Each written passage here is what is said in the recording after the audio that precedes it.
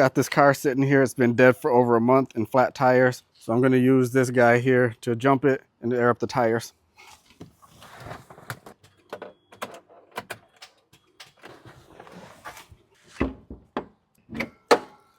All right, so all you have to do, grab your parts out of the bag. So you have your jumper cables and your actual jump box. Flap this open, and you can only put this in one way. So you got round and square. There you can see we have power going to the cables now. So I'm gonna hook up the cables, and you can see it's connected there.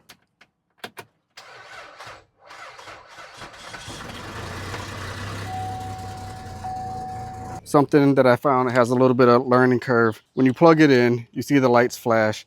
The first time I hooked it up, both the lights stayed on when it was connected to the battery, so it was a solid red and a solid green. And when it was only the green light on there, it started right up really easily. So, but this is how you want it to be. So hook it up. When you have a solid green light, then it's good to go. It started right up with no issues. Now I'm gonna use it to air up this tire. Turn it on, connect it. So you can see we have 29 PSI right now. It's set to 36 for car. You can cycle through so car, bike, basketball, and then back to car. If I want to adjust the air pressure up or down, we can do that. I'm just gonna set it at a weird number, see if it stops at it.